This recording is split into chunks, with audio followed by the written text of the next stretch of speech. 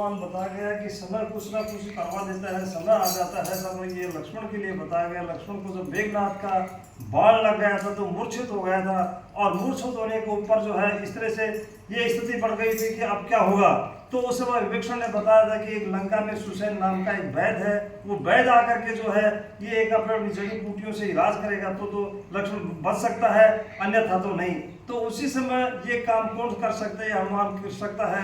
हनुमान जी जो है, हनुमान जी लंका में जाकर के जो है सुसैन वैद्य को महल सहित उठा करके आते हैं, और महल सहित ला करके वो सुसैन वैद्य को दिखाते हैं कि लक्ष्मण की स्थिति ये है। तो सुसैन ने वैद्य बताया था कि हिमालय में जो जड़ी बूटियां हैं, वो हिमालय में जड़ी बूटियां सूर्योदय से पहले पहले ला करके यदि कोई दे देगा तो इसमें जो है लक्ष्मण भैया बच सकते हैं, अन्यथा तो नहीं। तो उस समय ये काम भी कौन करेगा? ये हनुमान जी कर सकते, क्योंकि हनुमान जी को किसी साधन की जरूरत नहीं थी। हनुमान जी वैसे हवा में उड़ते थे, अंजनी पुत्र कहलाते थे। वो हवा में जाकर के उसमें हिमालय पर्वत पर चले जाते हैं।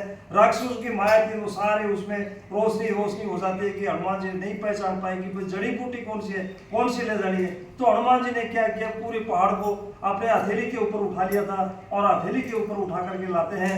तो बीच में तो कई परेशानियां, कई बाधाएं आ जाती हैं। उसमें जो है बाधाएं आते हुए बाढ़ भी लग गया था, तो उसमें लेकिन वो सब बाधाओं को दूर करा करा के जो लक्ष्मण जी उसमें भगवान हनुमान जी जो समय पर पहुंच गए थे, सूर्योदय का भी समय हो गया था। तो सूर्योदय को बचपन में उसने जो अपने मुंह में निगल लिया था।